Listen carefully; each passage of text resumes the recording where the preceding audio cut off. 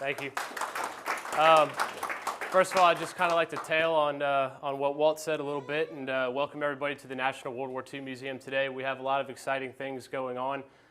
We recently just concluded an exhibit called POWs in Europe, which is on the floor above, which has now been replaced by the Bob Hope exhibit in conjunction with the World Golf Hall of Fame.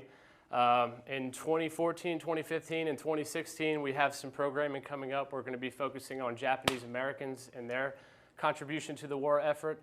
We're also going to be having an African American exhibit as well as a propaganda poster exhibit, which I believe is coming from the Library of Congress. So we're going to have a lot of really good things here coming up. As you guys walked into this room today, you walked by some of that construction out there. Our train car experience is going to open here shortly, and that's going to be a very, very neat thing. It's going to be where visitors kind of start their journey here at the museum. A lot of good things going on here. If you haven't checked out the Boeing building, it's a great thing. That opened just a few months ago. I'm here today to talk about golf. I was approached by our education coordinator to talk about, brainstorm ideas on what to talk about in conjunction with the World Golf exhibit. I myself am a golfer. It's something that I started when I was 12 years old, and I haven't put the club down since. It's been wonderful to me, and I was happy to have the opportunity to research the game I love and learn about what happened to it during World War II. Before we get into World War II, though, I'd like to talk a little bit about golf in general and some of, the history of the sport. The first mention made historically of golf was in the Netherlands in 1297. The winner of this so-called game was whoever could knock a ball into the hole with the fewest number of strokes. It was very rough. Golf kind of petered along for a little bit. The first major mention of golf by any prominent historical figure was King James II, who actually banned golf because it distracted his soldiers from archery practice.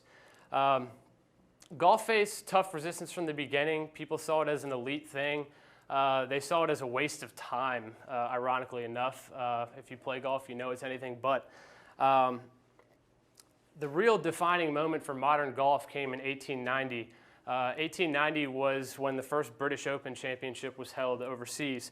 It was won by a man named John Ball, and essentially this ushered in the era of golf, modern golf, if you will.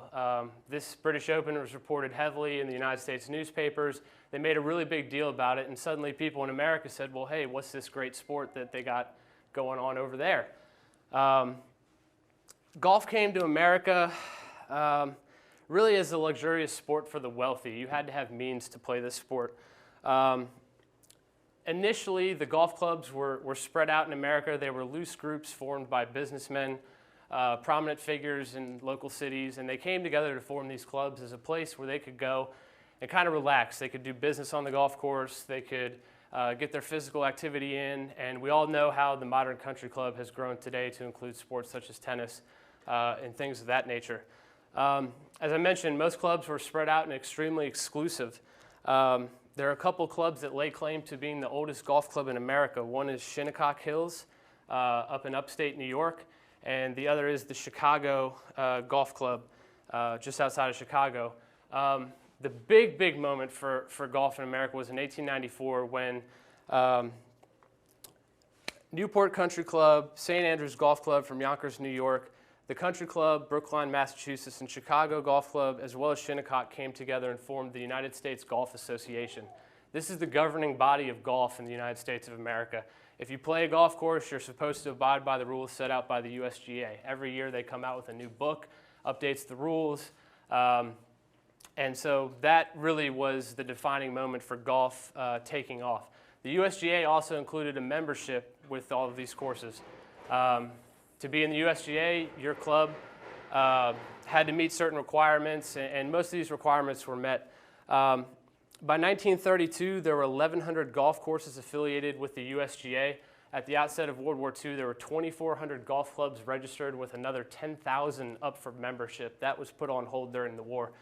I'd like to take a second just to talk about a personality here because he's one of the people who really drove golf and kind of he started the whole idea of fundraising for a war effort. Robert Tyree Jones, otherwise known as Bobby Jones, one of the most famous golfers in history, not to be confused with Robert Trent Jones, the famous golf course architect. Bobby Jones was 16 years old at the outset of World War I, and he was an extremely talented golfer. He knew it was his passion. He knew as soon as he picked up a club that this is what he had to do. Excuse me. So at the outset of World War I, he was not old enough to serve. So what he did was lend his hand in a helping way by playing exhibition matches. He would go around barnstorm country clubs, play matches against the local professionals to raise money. And a lot of times he ended up beating these local professionals at 16 years old, which is quite remarkable. I'm going to get back to Bobby Jones because he's extremely important, and I'll talk about him later. The status of the game pre-World War II was it was rough. The Depression had hammered home the notion that golf was an elite sport. If you saw somebody playing golf during the Depression, you knew that they had to have some money. Also, maintenance could not be kept up on these golf courses. A lot of the golf courses in the Midwest literally went to dust with the Dust Bowl. So the Great Depression really hammered home the notion that golf was an elite sport. When World War, next slide, excuse me. On December 7th, 1941, the Japanese attacked Pearl Harbor, and there's a little bit of golf history associated with that. Admiral Kimmel, who was Commander-in-Chief of the Pacific Fleet, had a tea time scheduled for 8:30 in the morning with General Walter Short, who was his Army equivalent on the island. They also had two other members of the foursome. They had Captain Truman, who was a distant relative of Harry Truman, and they had a Captain Earl. I could not find his first name. He's not mentioned prominently in the history books. But anyways, everybody knows that Admiral Kimmel was basically saddled with the blame for the Pearl Harbor attack. And he was spared more embarrassment by the fact that he was on his way to the golf course and wasn't actually on the golf course when Pearl Harbor happened. That could have been a really bad thing. So as the American war effort was gearing up after FDR gave his speech, basically dictating that every American do everything they can to contribute to the war effort, people looked to golf's two governing bodies, the PGA and the USGA, for guidance. And their whole thing was to keep them swinging. What I'm trying to say here is that golf, because of its elite status, was looked at in kind of a negative way. People looked at these people and said, why are they going to play golf during the war? One of the big reasons is you have to think of the age of the membership of these private clubs. They were older gentlemen. Most of them couldn't serve in the war. So really the only part of the club that was affected by servicemen going into the Army or the military was the caddies and the grounds crew.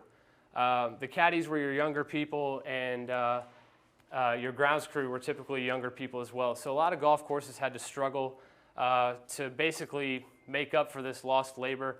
Golf courses employed sheep, goats, all types of stuff to basically keep the grass maintained. But a lot of clubs went under during World War II. That's not to be overlooked. The PGA and the USGA, like I said before, the USGA had about 2,400 clubs enrolled in its membership, and their whole idea was to capitalize on patriotic holidays during the war years, July 4th, holidays such as that, where people could come together and play golf for a good cause. The PGA president, Mr. Ed Dudley, they have a new president every year, actually wrote a response letter to FDR after his speech, and he said, "My dear Mr. President, the PGA of America is solidly behind you in the present crisis, and we stand ready to provide any service you may ask of us. Already we are planning a nationwide Golf War Relief Day, the entire proceeds to be used for the war effort." The program will be participated in by sections of the PGA throughout the United States. You may be sure that we will continue our policy of aiding and assisting in the present war program wherever and whenever we are called upon. There was another man. His name was John Kelly.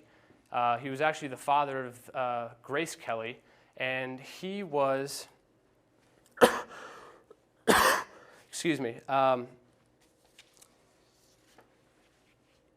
John Kelly actually wrote to the USGA in response, and as Ed Dudley and John Kelly were trying to get together to form these tournaments, he said to the USGA, 8 million people will be going into the armed forces. My job is to look after the 124 million who won't or cannot go.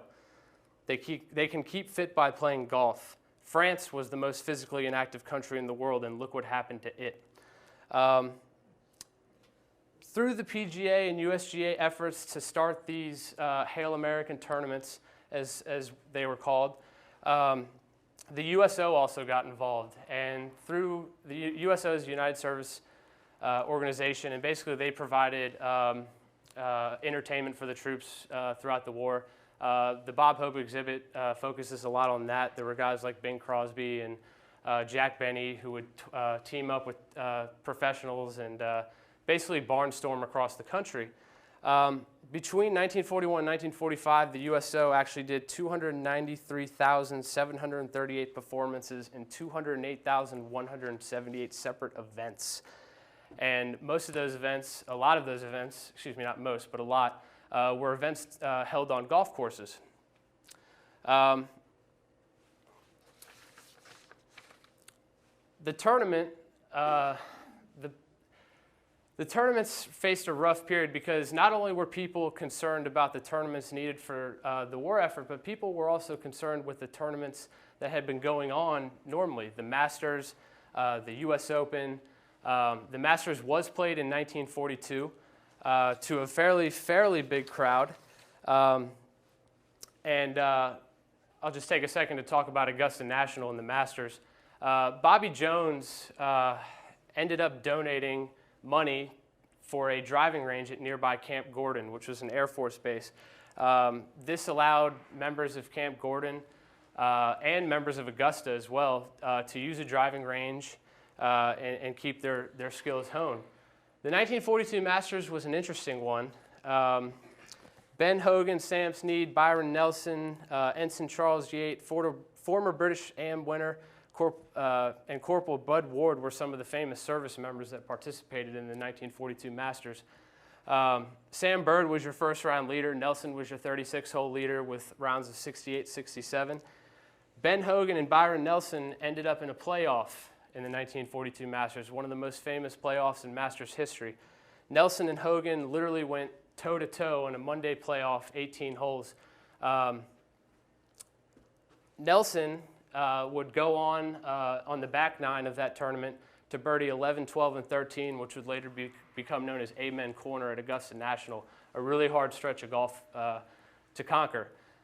Nelson ended up winning the tournament by 1 stroke, and he was awarded war bonds for winning, and he turned around and gave them right back, which was pretty neat. The next major that was to be played in the calendar year was the US Open, the United States Open. However, they renamed it. They called it the Hail American National Golf Tournament, which there was a lot of controversy because the Hail American Golf Tournament was supposed to be our nation's championship in lieu of the US Open. There were some people on one side of the fence who said this will count as our national championship. We have a great field. Well, that was squashed when Bing Crosby and Bob Hope were included in that field. So it didn't lend credibility to the outcome of the tournament. However, people squashed that idea very, very quickly, and Bing Crosby and Bob Hope were removed from playing at the Hail American National Golf Tournament. It was a heck of a tournament. There was a lot of historically, there's a lot of controversy surrounding it. Ben Hogan ended up shooting a 62 in one of the rounds, which would today still be the record for lowest round shot in a major. The record still stands today as 63, which was shot by Johnny Miller, Jason Duffner most recently at the PGA Championship, and Tiger Woods, just to name a few. So there are some golf historians and golf purists who believe that Ben Hogan really owns the record for lowest round shot in a major, but it didn't count. Another interesting side note, he was awarded the same medal that you would have gotten for the US Open, but the engraving is just slightly different on the back. That's an artifact that I know the World Golf Hall of Fame possesses, and it's pretty neat.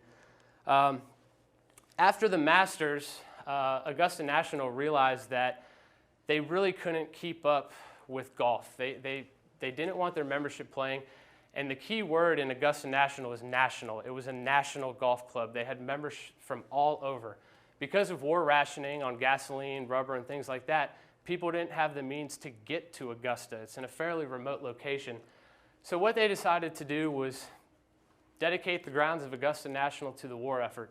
They ended up putting some cattle on the course, which, you know, served a dual purpose. It cut the grass and it provided meat and things of that nature.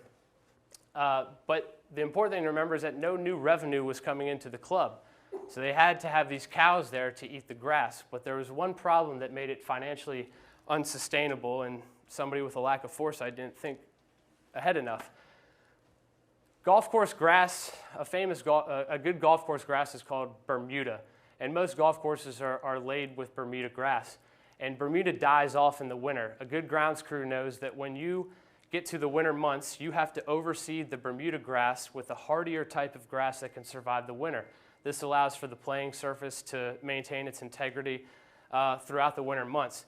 The problem is that nobody overseeded with the winter grass. All the grass died and the cows had nothing to eat. So then they had to find money to pay for the cows to eat.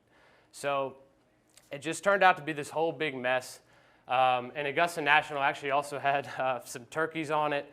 Some of their famous azalea areas were cordoned off and turned into victory gardens, things of that nature. So the Masters ended in 1942. It had a 3-year hiatus. And eventually the Masters returned in 1946, and it was won by a man named Herman Kaiser, who beat Ben Hogan by a single shot. Ben Hogan had lost to Byron Nelson in the 1942 Masters by a single shot. So he had 2 Masters in a row where he lost by a single shot, which could have easily added to his career major total. Herman Kaiser, like I mentioned, was a U.S. Navy veteran. He served in the Pacific. And he came back and literally, with only a couple months of practice, came out and won the Masters in what is considered today to be one of the greatest upsets in Masters history. Talking about other clubs that made contributions to the war effort, you see there I have Congressional Country Club listed. Congressional Country Club was formed in 1921 as a golfing retreat, if you will, for the Washington, D.C. area elite, mainly government officials and big-time business officials. And the whole reason Congressional was built was so that these people would have a private place to conduct their government and private business. During the war, nobody really knew the status of Congressional. They knew that it had closed and that nobody was playing golf, but a certain profession became suspicious, namely cab drivers. They started getting requests to go to Congressional Country Club, to be hauled there. They got requests to go to Congressional many times by officers. Just seemingly important people were constantly asking to go to Congressional Country Club. What we know now, which was classified during the war, was that Congressional Country Club was a training ground for the OSS, the Office of Strategic Services, which was basically the precursor to roughly our CIA, Special Forces, incognito operations, if you will. The grounds of Congressional Country Club, the golf course, was converted to an obstacle course. The Congressional Country Club clubhouse, if you've ever seen it, it's gorgeous. It has multiple layers, basement layers, so they had different stations set up underground to conduct war business, if you will. And actually, the Army Corps of Engineers came through and coated the grass at Congressional Country Club with a special kind of chemical they were developing that would eliminate or enhance camouflage. It was supposed to be like an aerial dispersant type thing where they could go and either wipe out a grass area, kind of a precursor to Agent Orange, not really though. But it was something that they did there. They messed with the grass. They learned how to manipulate nature, if you will, to provide advantageous camouflage. Another famous club that was affected by the war was the Greenbrier. The Greenbrier is located in White Sulphur Springs, West Virginia. And people have been going there literally as long as America has been here. There's a mineral spring that runs through there, and it's said to have healing powers.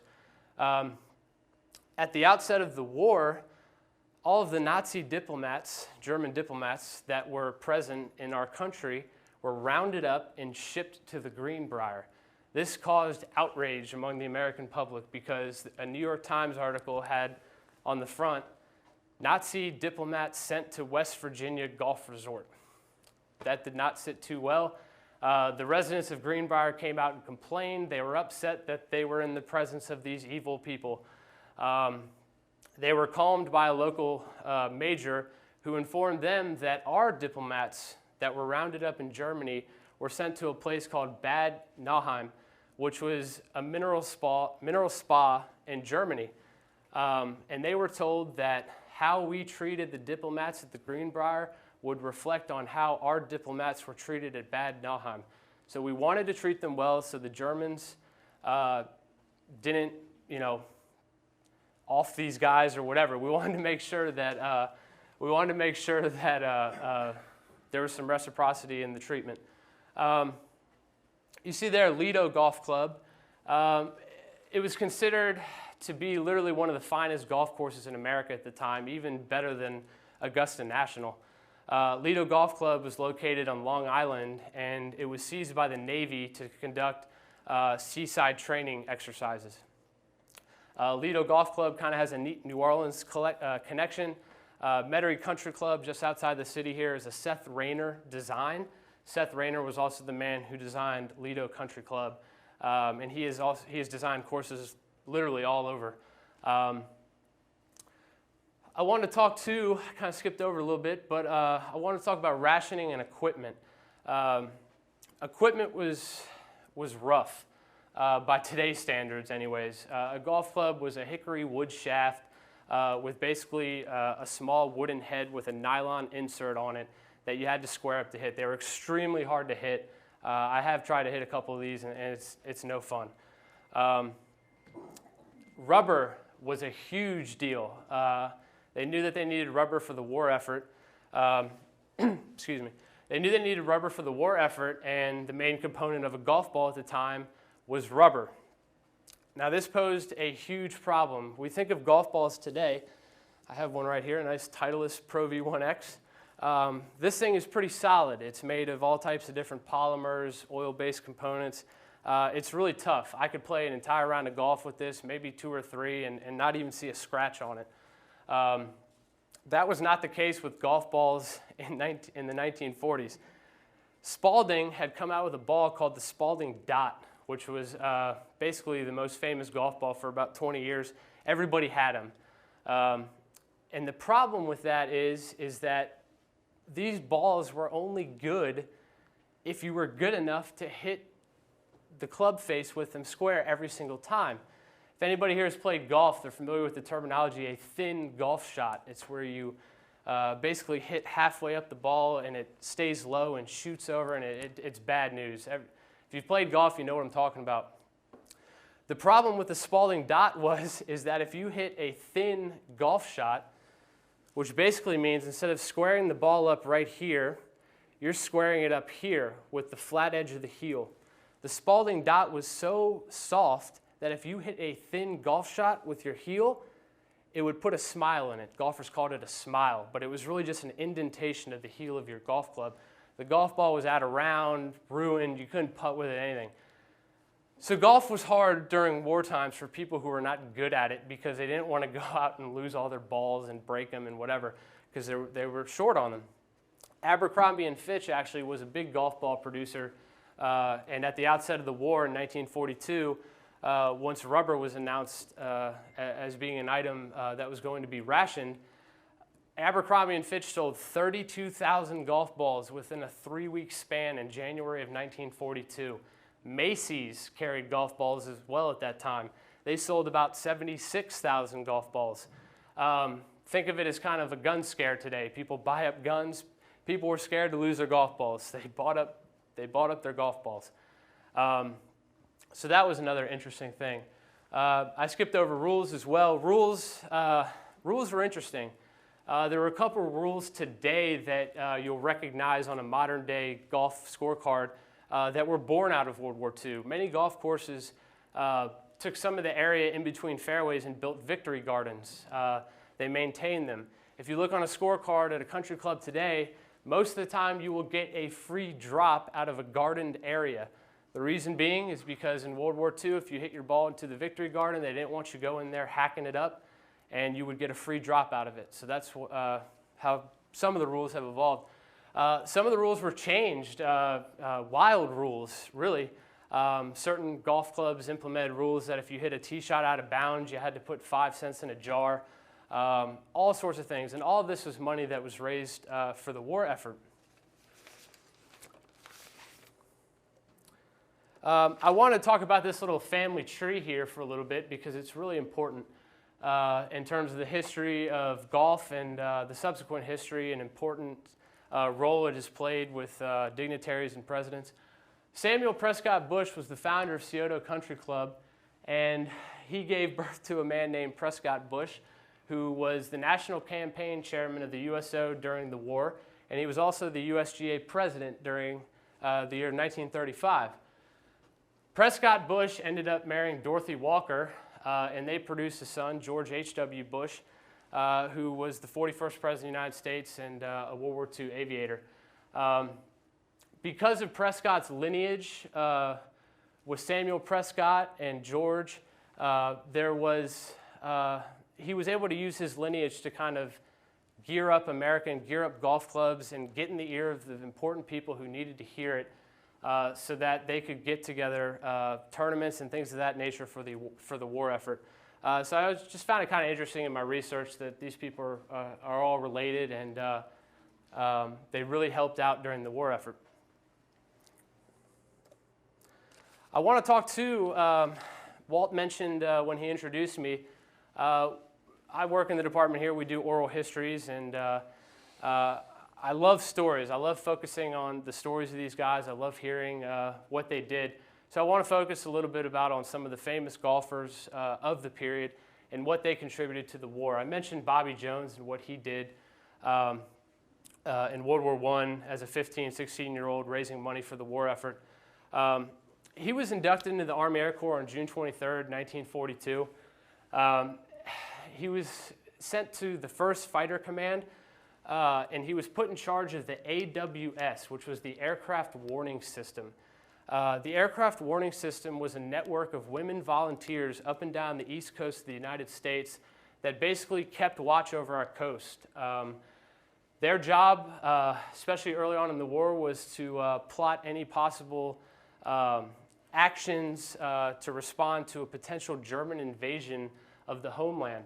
Bobby Jones actually had his first speech to the AWS was in Atlanta, where he had to tell those poor folks that Atlanta was more than likely going to be bombed to the ground if the Germans had invaded. Bobby Jones really wanted to serve his country, but he was old at this point. He was 41. He had been out of golf for about 7 years. He was the only man to hold all 4 majors in a calendar year, 1930. Tiger Woods has held 4 majors, but not in a calendar year.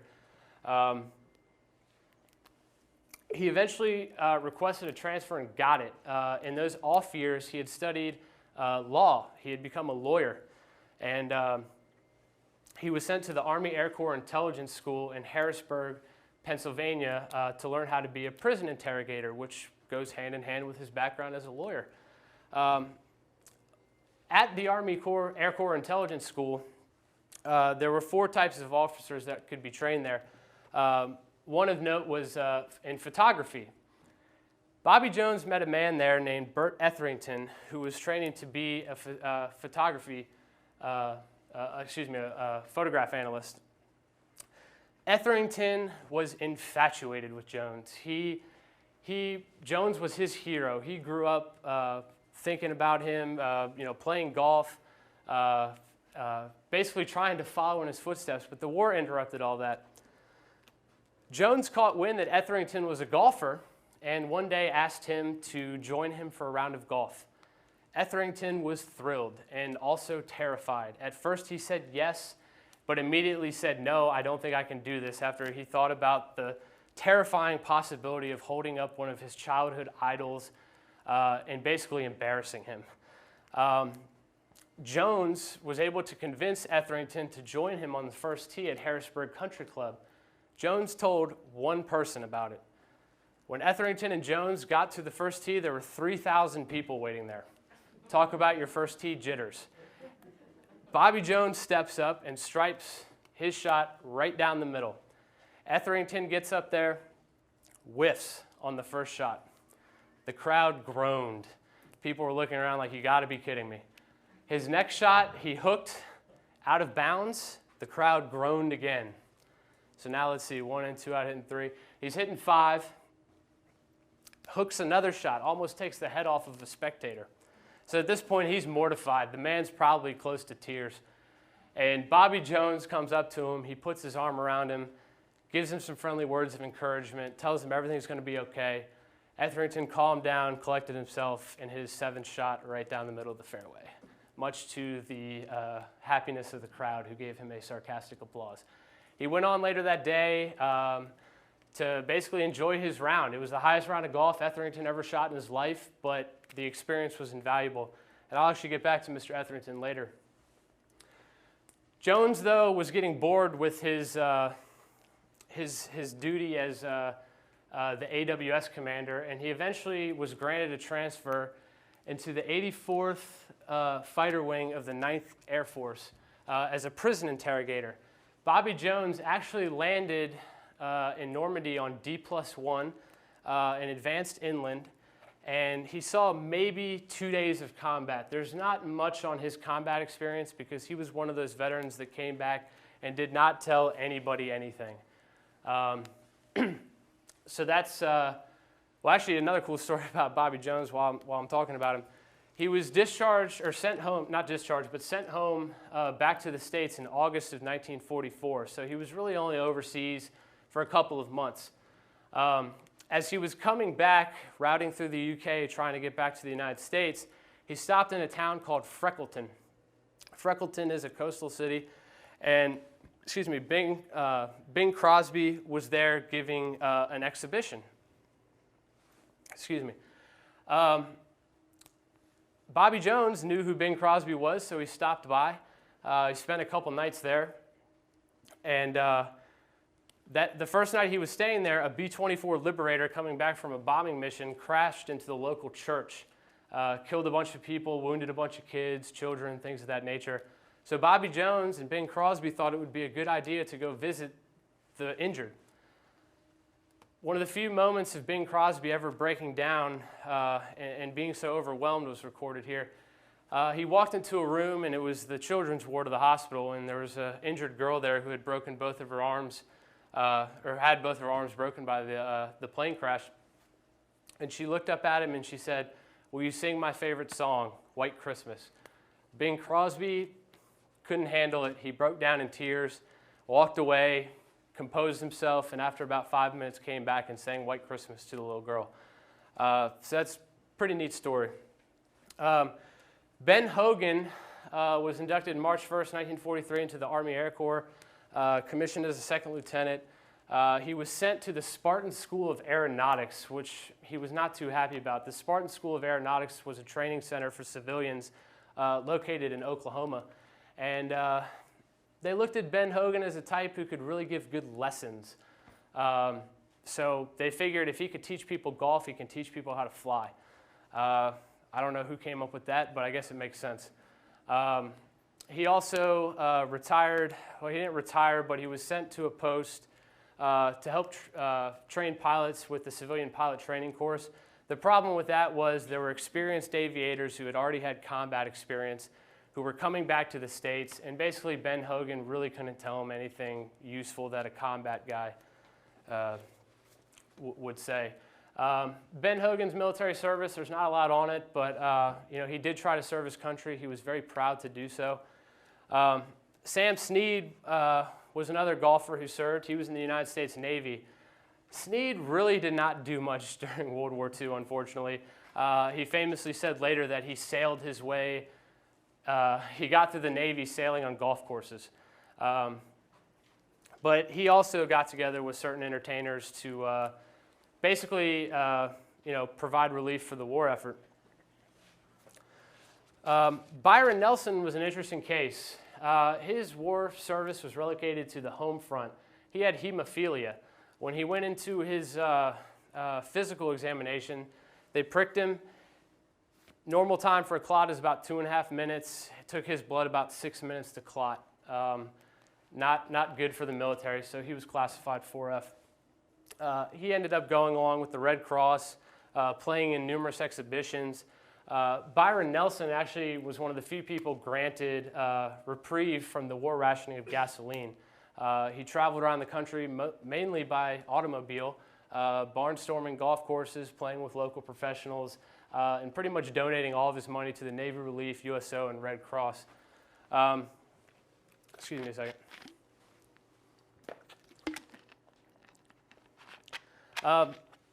Golfers weren't, there was sacrifice among the PGA ranks as well. For the famous professional golfers, it was mainly a cakewalk. But the first name you see there is John Burke, who was commissioned as second lieutenant in the United States Army. John Burke was sent to North Africa, where he saw a few days of combat. He was sitting in his tent one night when one of his fellow soldiers was cleaning his M1 rifle, and it went off.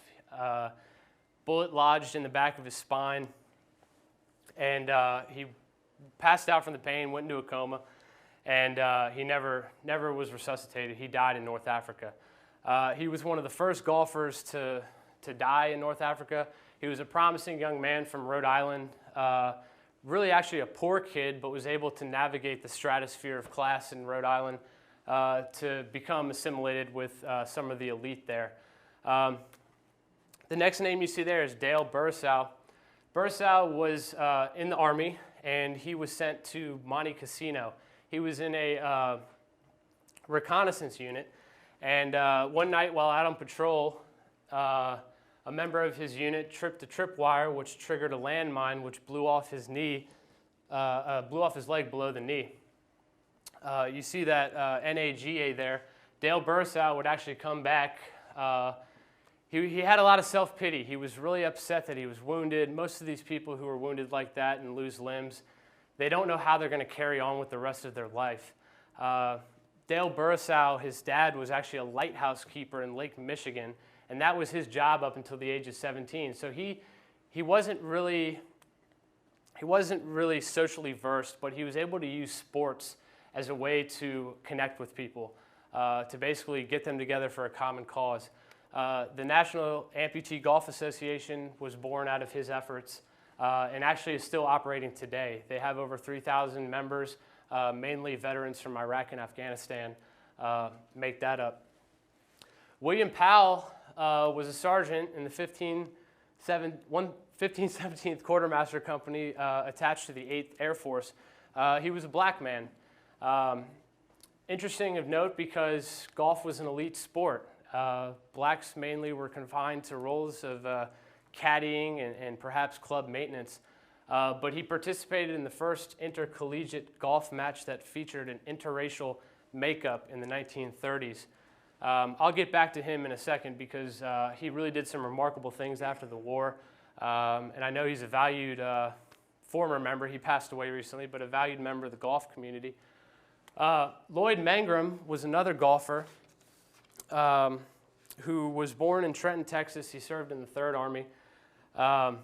And he had a funny quote that I feel like I should bring up. He said, "I don't suppose that any of the pro and amateur golfers who were combat soldiers, Marines, or sailors will soon be able to think of a 3-putt green as one of the really bad troubles in life."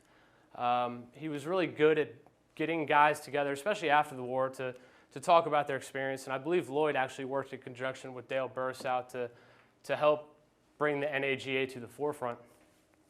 Another man, Frank Strafici, was a promising young amateur who served in the Philippines. He was an amphibious outfit that basically brought supplies to the shore. he was another guy who sacrificed a lot. He saw a lot of combat. He was probably the most combat versed out of all of these guys. I actually have a letter that was written from Straffici to the United States Golf Association president, who was Morton Bogue at the time. I'm not going to read the whole letter, but I'll read an excerpt. He said, "As for golf news, when I get back to the States, I hope to present the USGA with a golf ball that has already traveled over 43,000 miles and been used for 52 rounds of golf. It was used in America, Australia, and Dutch New Guinea. I expect soon to use it in the Philippines, China, and I can't wait to use it in Japan. I used it for the first time at Soundview, then to Frisco, Adelaide, Australia, Melbourne, Townsville, Cairns, Sydney, Cairns again, Brisbane, Cairns again, Brisbane again, and Dutch New Guinea." It kind of shows you how these guys were bounced around in the South Pacific. But that golf ball eventually would make its way to the World Golf Hall of Fame, and it's one of their featured artifacts today, which is very neat. Excuse me one second. I'd like to change gears here for a second and talk about how golf progressed in the ETO and the PTO. You'll see right here, there's a list of golf rules from the Richmond Golf Club in England. It was on, it was close to the Channel and in between London and the Channel, so it saw a lot of action during the Battle of Britain. And they had some interesting rules here. My favorite is a player whose stroke is affected by the simultaneous explosion of a bomb may play another ball from the same place, penalty 1 stroke. That's a rough penalty. They had other things which were neat. I think it was, number 3 is another favorite of mine. The positions of known delayed action bombs are marked by red flags at a reasonably but not guaranteed safe distance. So it's interesting to see how these courses kind of adapted to the war. As Americans began basically, winning the war, they started winning the war, there were some instances where golf kind of sprouted up. On Tarawa, for instance, there was a man named Smiley Quick who found a Japanese putter on the island and fashioned a golf bag around it, and he eventually developed a little tiny 4-hole golf course on Tarawa. It's no longer there, but it was a great way for officers and people like that to pass the time after the island had been taken. Eisenhower definitely deserves some mention here. He's a very famous golf figure. He was made an honorary member at Augusta National after the war, and he's actually an honorary member at St. Andrews as well because of what he did in terms of saving that area. Guadalcanal was another area where golf kind of sprouted up. If you know anything about Guadalcanal, you know that it was in the balance for most of the battle. It was a very tough battle. But there was a USMC private on Guadalcanal named Howie Miller that numerous Marines have commented they saw this guy, after Henderson Field, after a bombing, he'd run out there and whack his golf ball around a few times, just making holes and things like that. And so it was really funny to read that these Marines are, in literally the worst possible position known to man, yet they see this guy playing golf among their ranks. It's kind of funny. You see there too, I put the Yankee B Country Club. There was an unnamed island in the Marianas that I actually still cannot locate the name of, but the Seabees built a golf course there and they called it Yankee B Country Club. And they ended up having a tournament there. 45 servicemen ended up paying 50 cents to play in it. And it was something that they continued towards the end of the war. Their chief greenskeeper was Jimmy the Goat. He was a goat. And basically his job was to eat the grass and maintain the golf course. But they realized soon that Jimmy the Goat had, I guess you would call it today, is attention deficit disorder. He would walk around the golf course and mow every area except the area that needed to be mowed. So what they did to counter this, they stuck a stake in the ground with a 50-foot tether, tied the goat to it, and by the end of the day, that area would be completely mowed. So they would just move that area down the golf course every day to keep the golf course mowed and maintained. So he was actually awarded the official title by the Marines on that island as CGK, Chief Greenskeeper. So I'm sure Jimmy the Goat lives on in some Marines' memories today. Sergeant Ralph Peck, who actually covered the golf tournament at the Yankee Bee Country Club, said this: "Nothing could compare with the tournament put on by the Yankee Bees Jungle Course. Stateside tournaments find the gallery heading for the clubhouse at the outbreak of a rainstorm. Here, an occasional bombing from the Japs adds to the many hazards, sending players and spectators scampering into the many foxholes nestled throughout the course." So it's really interesting to see basically how golf progressed. I know it's a little short on the ETO in there, but golf in Europe really ground to a halt just because of the war. Germany had a lot of golf courses, but Hitler wasn't a golfer, so nobody was a golfer, basically, is what happened. So golf courses in Germany were mostly taken over by the military for training use and things like that, much like some of the clubs here, like Lido Country Club in Long Island that I mentioned earlier.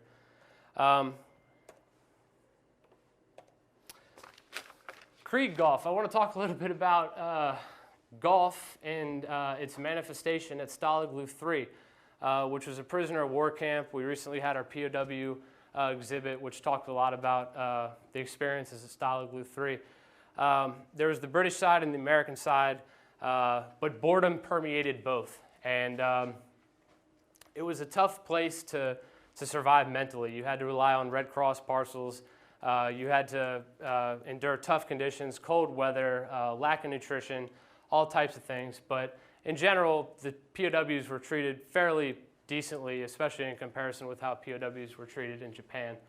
The Stalag golf was born from a man named Pat Ward Thomas, who was a British flyer who was shot down in 1940, transferred to Stalag Luft III in 1942.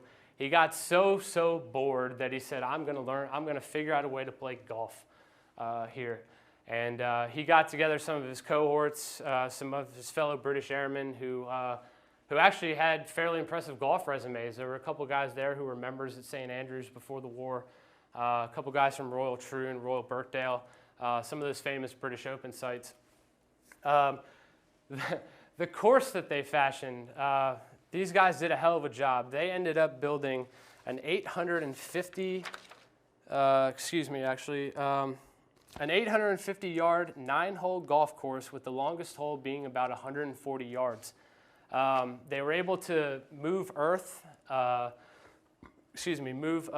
lots of earth to create greens, elevated greens. And some of the topsoil that they used was yellow sand that was pulled out of the ground for the Great Escape. The Tom, Dick, and Harry tunnels that were dug, some of these guys used the sand that they pulled out for that to topsoil the greens on the golf course. So that was pretty neat. The rules were weird. Americans on the American side figured out that you could take a can, put it in the ground, and create a hole. Nobody on the British side was apparently that clever. So instead, they aimed at trees, they aimed at posts, they aimed at things like that. If you hit the post with one shot, it was considered a hole out, and you'd walk up, you'd go to the post, and you'd putt your ball, and that was it. They had all types of rules. It would actually be what would be the equivalent of an eagle if you hit a German.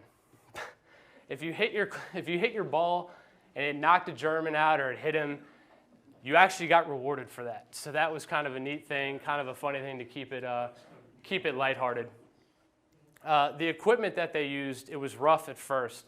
Ward Thomas fashioned a rough club out of a branch that he found, and ball making became a huge pastime in Stalag Luft III for the people who are interested in golf. A skilled man could make a golf ball in about 6 hours in Stalag Luft III. And basically these men requested all types of different things. They requested tobacco pouches, which were rubber at the time. They wanted those sent there, basically so they could fashion rubber golf balls out of the materials at hand. The Red Cross also participated as well. They sent a donation shipment of 10 hickory-shafted wooden golf clubs to Stalag Luft III, which enhanced the popularity of the game. More people could play. It was a big, big deal for these guys.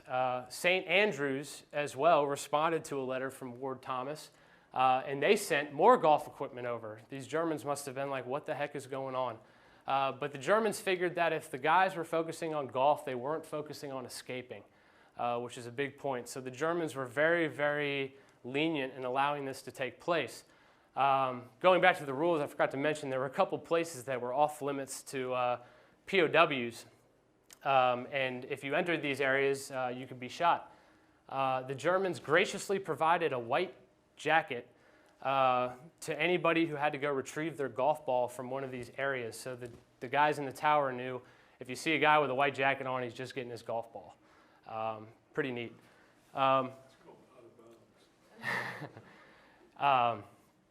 They eventually formed the Sagan Golf Club, which was the golf club in the British side of Stalag Luft III.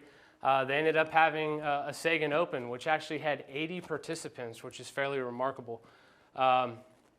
Gambling was a huge deal. These guys had money, but of course it was worthless in the camp. The winner of the Sagan Open actually got 5,000 marks, which was completely useless. But it was fun nonetheless for the winner to walk around with a big wad of cash in his hand. The American side didn't fare so well. The Germans, for some reason, weren't big on letting the Americans play golf. There's a few examples of it. Like I mentioned, they had a couple rudimentary holes set up. But for the Americans inside the camp, they weren't interested. And I think that's partly because some of these prisoners on the British side had been prisoners for such a longer period of time than the Americans that literally they were just coming up with anything to entertain themselves with. So Krieg golf is kind of an interesting thing. A lot of these guys who had this shared POW experience got together after the war and had reunion tournaments and things like that. The Sagan Open actually was played, I think, until about 1970 by these guys at different golf courses. So pretty neat. I'd like to talk a little bit about post-war golf. I realize we're coming up on time here. Eisenhower, as I mentioned, was made an honorary member of St. Andrews Golf Club. He was invited to tee off there in conjunction with his honorary membership. And he famously said, if I don't hit my shot down the fairway, I don't know how I'll ever be able to live with myself. He stepped up with the entire town of St. Andrews there supporting him, and he hit his first shot down the middle, which is pretty neat. Japan and Europe, I think it's important just to briefly touch on the fact that because we had to go and rebuild these countries, Europe through the Marshall Plan especially, that golf really took off during this period. The 50s, 60s was a huge time for golf growing, not just in America, but worldwide.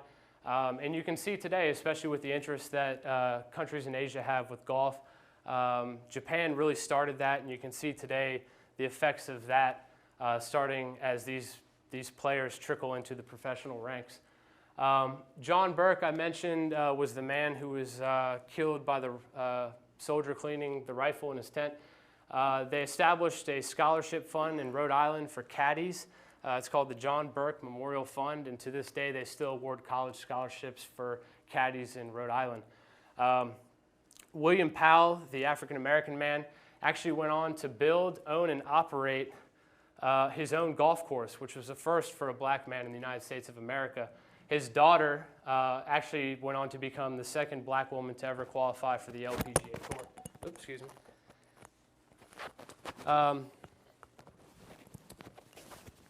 Dale Bursow, I mentioned earlier, continued his efforts with the NAGA, and I mentioned that today there's a bunch of Iraq and Afghanistan amputees that participate in this.